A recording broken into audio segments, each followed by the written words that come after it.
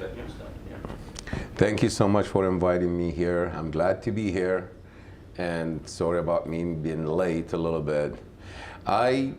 My name is Hussain Kaibla. I am originally from Iraq, from the city of Najaf. I left Iraq in 1991, was fighting against Saddam Hussein, tried to free the country from a dictator, and I learned a lot in life. I'm not good with books, but I'm good with math. I come to the state I stayed in Saudi Arabia camp for 6.5 years. And I come to the state in the end of 1996, start working as a cleanup dishwasher at a Cornhusker hotel, working as a machine operator at Metro Mail, and then become experienced. I work as a forklift driver. I work as a maintenance there. And then as soon as Saddam Hussein was gone in 2003, I went right back home where I was playing when I was young, dreaming about seeing my country free of a dictator and everything. But it was not the person. It was the whole idea of a holy person. This holy person, this holy situation, and that's why Iraq never get out of it and just keep getting down. This is the part of the story. So when I come to the state, I was working a lot. I have a house in Air Park and all that. When I go back to Iraq, I lost everything. And then I come back at 2006. Start all over again, start working at Cook's Ham as a maintenance there. I work in the packaging department for about 10 years. I love have my own home. I work when I was very young in my 5th grade, working with my dad as a builder with the brick buildings. I always seen myself at work. My belief in religion is making difference in other people's life. That's what it's all about, religion or whatever, you know. I don't know, that's just me. And how much I can help other, and that's all it counts. So after 2006, when I come back, start working at Cook's, I bought me an old house, I fix it, I buy a second one, and then I borrow money against it, I buy the 3rd one and the 4th one. So now I own 4 properties, 5 pretty much with the lot. And then I bought Amin's Kitchen and Grocery. It used to be Kahramana, and the name is still there. And then I was still updating it and making a lot of progress in it, and all of a sudden COVID-19 comes and make my life very hard. Now I think everybody's facing the same problem. It's hard to find workers. When people don't work, they don't go to restaurants because they have all the time in the world to sit and cook and all that. But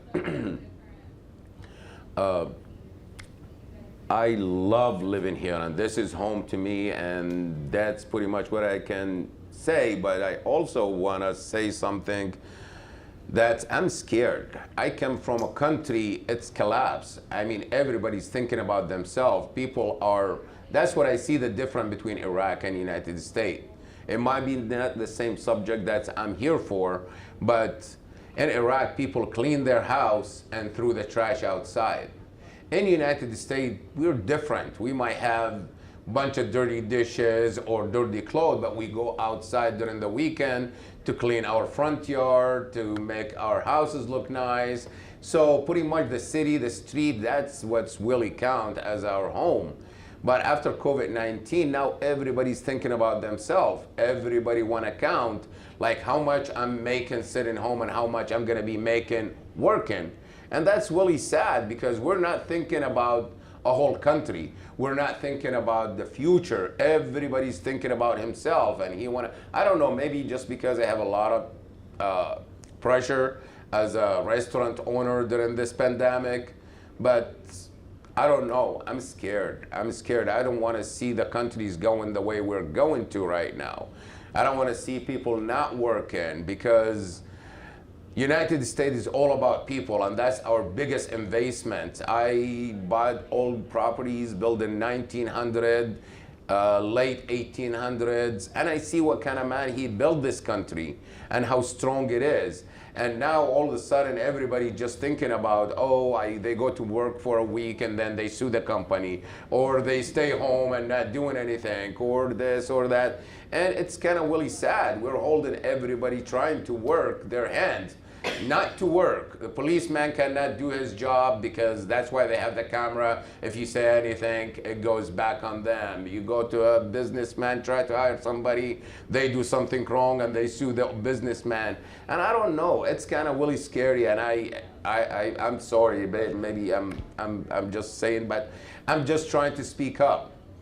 But I wish America will be back to where we were and even better.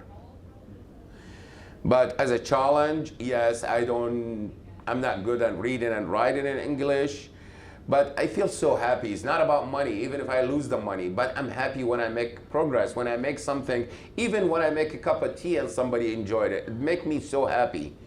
And that's pretty much it. I don't know, I just, that's why I come late, because I couldn't find any helper. And one of the guys, he called in, and that's why I come late. And I hate to do that, you know. I gotta be on time and I gotta respect other people's timing. I let whatever I have go, but otherwise, yes, ma'am. It says that you also have a grocery store, is that correct? Yes. Okay, because I have a daughter that's in love with ethnic cooking. So what do you have in your grocery store? I mean, What you brought the grocery store. When COVID-19 comes, I expand the grocery store to take more room out of the dining room because we don't have any dining. But I drive a 26-foot truck. I got a CDL to drive all the way to Michigan to bring my own stuff to the grocery. So we have special spices, we have a special bread, and we have a special rice. And there is a lot of things. And it's not just the grocery and a restaurant, it's even bakery. I just started about 3 weeks ago. So we do bake the naan bread, we bake the sammoon, which is the Iraqi football shaped bread, and we do the safaya. And to me, I love making machines. Making the workers' people's life, it's a lot easier. But the problem is you cannot find worker to keep him, to training him in that machine. So I gotta be the labor, and I gotta be the maintenance, and I gotta be the engineer who do all that, so make their life easier. But it is what it is. It's just kind of hard. So now my wife, she's standing beside me, and that's what's make the business wonderful, because there is nothing better in the world than having a wonderful wife standing by me and keep me strong, you know. So we're partners in good and bad and everything. So. well, you might get it out there, that the spices you have and stuff, because I know when my daughter goes to find spices for these dishes and whatnot, you can't find them. Mm-hmm. So she has to, you know, substitute and whatnot. So she's all about making the naan and all of the Indian food and all of this, and she loves to. But it's like, okay, I can't find this at fill in the blank store. Where can I go to find? And it's like, I was actually, mochica. She was looking for mochica, couldn't find it because it's a substitute for gluten-free flour, and a lot of places don't carry it. So you might put that out there or get that out there somewhere that, okay, we're carrying this. You're not going to find this at the fill in the blank store. You can find it here. Yeah, and I just, I have two African guys there come in and they try to tell me what they cannot find in town. Mm-hmm. And as I go and shop on my own, drive in my own truck, that's where I can find everything and spend enough time to bring it to town. But there is a lot of competition in Lincoln right now, which is, it's good, but still it make it hard for a businessman compete with others price-wise. And I mean, it's again, corporations taking over, because I have one time when I was building, by the way, I'm a builder too. So when I was building my duplex, I bought a house in built in 1900, and I draw all the whatever need to be done, and I took it to building and safety. They approved it, so I dug a basement, tried to buy concrete blocks. So I went to Menards, they sell it for 99 cents a piece. Okay, well, we have a company, they make them. I went in there, they said the price is $1.39. So it's almost 150% more than the retailer sell it. I said, well, now wait a minute. If I can buy it at Menards for 99 cents, why you sell it to me for $1.40? They said, because that's a contract. So for small businessmen, it's kind of very hard. I mean, I even hear a story that you cannot find DeWalt or Milwaukee at Menards because Home Depot and the other and Lowe's, they won't allow that. You know, they won't allow Menards to do it, to have it. So it's even big businesses. It is what it is. I might not understand it because I'm not at that level, but still, that's what's going on. I mean, as a small business, it's kind of really hard to survive. But you are a unique business, though. Yeah, yeah. So, it's kind of. Yeah, you should focus on, you know, and you're kind of like the serial entrepreneur, which a number of people in this group are, that you've got this, this, and this, but focus in on your uniqueness that, okay, yeah, you can go to fill in the blank store, but they're not going to have this spice, because those people that are out there doing the ethnic cooking, they want that spice. They're Exactly. willing to pay for that spice. Exactly. And as you said earlier, a lot of people after COVID are kind of becoming more an island. A home, here's my home, here's my island, I'm staying here. And they're doing more cooking, and therefore they become more adventurous. And the chances are, if they're staying at home, they don't know about you. So you have to almost cross that bridge yourself and not wait for them to come to you. But I don't know how to do it. Maybe you focus on word of mouth. You focus on, here's a new Facebook page. There's a British store in Omaha, which opened up, golly, beginning of this year. And he sells almost entirely through Facebook. And his sales are just going vertically, just through the roof. Specializing in British foodstuffs and things like this. Nobody knows about it until I saw it in the newspaper and then looked at the website. Facebook website. Yeah. But he is connecting with the specialist market that he's looking for. And I think that's what most of us will have to do as well, is we have to get out and we have to decide who is our special market, where your niche is. I'm the business coach talking. Where your niche is, not try to sell to everybody and not wait for everyone to come to you, but decide on the niche and go and talk to that niche. Talk, inverted commas, face to face, through webinar, through a podcast, through a Facebook site, whatever it is. But you said something earlier that it'll come back to me. I'll shut up. Well, you should connect probably, because don't they have ethnic cooking classes at SCC? They do, I think. Okay, Yeah. so you might connect with them because they're having people come in and they're trying to find this spice that they learned all about while cooking. Get to know the person, have her hand out your cards or whatever, or say, well, when you're looking for this spice, go to Amin's grocery store, they'll have it. Mhm. And that gets that word out because those people talk to other people who talk to other people, and it's like, yeah, I couldn't find it anywhere, but you have it. My problem is, again, it sounds like I have a lot of problems. I'll empathize with them. My boys they're teenagers. I have 14 and 15 years old boys.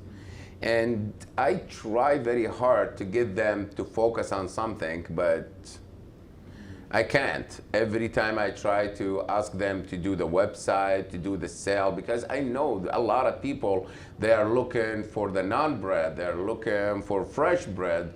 And I also have fresh meat every other week. I put it in Blair, Nebraska, which is, I bring it every other week. That's 2 beefs. They're fresh, put just day before I bring it, because the USDA has to prove it before it leave that locker and everything. But my kid is not helping. I have a problem with reading and writing. I have lots in my mind. I've been running and working all day. Even, I don't know, I think I need to slow down and close the place for a few days and start focusing on everything and then go right back. which is I never give myself that chance.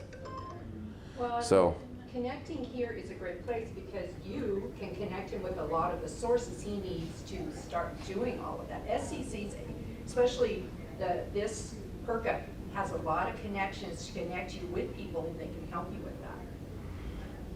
He is a great source. Yeah. That's when I heard his story and said, okay, maybe even if it's a frustration story or a challenging story, maybe we need to hear you. And yeah, but I also have a question, like, what would you advise? I know, I mean, you come from Iraq, which I'm also from Iraq. People like me and you are thinking to open a business here, start a business.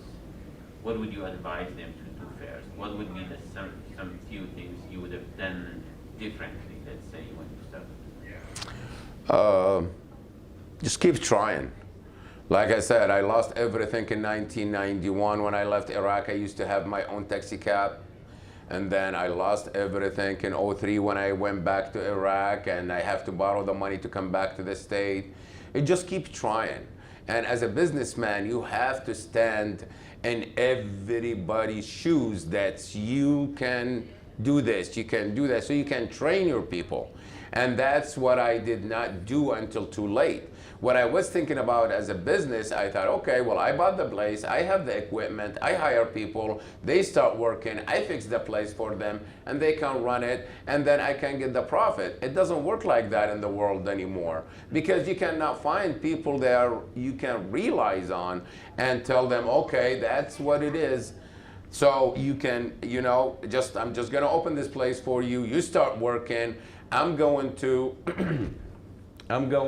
pay you, and you work, and then I'll get some of the profit, you get paid, and all that. You cannot find people like that in the world anymore. You have to know everything there so you can cover anybody who's not coming in, which is at this time there is a lot of them, they don't coming in, but it's still, if you want to open a business, you have to start to learn the law, you have to know the culture, and after that, I mean, everything is easy. This is the greatest country for anybody who can come and be an American. And that's what's make this country as a wonderful country, but you have to work hard. So give yourself about a year, not even putting a penny in your pocket. So you have to work hard, yeah. Have some good people like you. I have a question around how do you figure out how broad your stock should be in your grocery store? I mean, there are a couple of other ethnic grocery stores around Lincoln that are focused on different ethnicities. I know that there is a large Asian grocery store in Omaha that I guess, well, it centrally is Chinese, but then it has like a Thai section and an Indian section and a Caribbean section. That so I guess that probably attracts people from all over the place. But like how do you decide what the breadth of your stock should be? I focus on Middle Eastern for right now, but I start getting a lot of Pakistanis, Indians start coming to the store, and everybody who comes in asks for something, it's not there. I took a picture of it and then I go. But yeah, I do need to make special sections for every different culture. But this is just by the customer and what they like and what they want. And I get it for them. But I'm trying to get to Clover and that kind of stuff. But like I said, I'm not good with electronic. That's why I need my kids to help. I mean, but obviously you don't bring everything that anybody asks for. I mean, you probably have some sort of selection process about when it would be economically appropriate for you to do that, right? Yeah, exactly. So it's pretty much Indians and Middle Eastern. These are the two, and they pretty much use the same spices a lot of time, and that's what's bring a lot of people. But sounds like I need to work on my focusing on one thing and instead of going to all the direction, and that's why I've been losing a lot of things. I mean, if it's everything that you can, bring in one truckload from Michigan, then, that might be, that might be a criteria, I don't know. Well, I go to a place in Detroit downtown. They have about like 3 or 4 Indian warehouses. So that's where I bring all the Indian spices and all that stuff from them. And then I also go to the Middle Eastern. So I'm trying to focus on these 2 areas. And if somebody who's asking for something is not in town, there is a lot of common, I mean, between Middle Eastern, Africa, and so there are a lot of similar stuff. So I'm trying to get it all, but it's kind of really hard to do it all. So I need to focus. What you're trying to tell me that I need to focus on 1 or 2 and be specialized on it and always have it, so it will drive these people instead of trying to go a lot of different direction, and that's not going to take me anywhere. That's exactly it, because as a coach and people like around us here, if you try to cater to everybody, you cater to nobody. Exactly. Pick someone, or just a small number of, my experience, I've been a coach now for nearly 20 years. And my experience at the beginning was like yourself, oh, I'll do this, I'll do that, I'll find something for this person, something for that person. And my father-in-law from Lincoln said, yeah, you're like the Platte River, you're a mile wide and a foot deep. You need to be the other way around. You need to be focused on 1 or 2 or 3. You take the number, but usually I would suggest no more than 3. And people will still come to you for the other things. But they focus, you focus, and that focuses your energy, your time, your money, your everything you've got on a smaller number, and you do those things really well. And then over time, maybe it's a year, maybe it's 3 months, maybe it's 3 years, you will become famous for the things that you focus on, and you will know where to start going to maybe Pakistani foods instead of just Indian and Middle Eastern foods. Or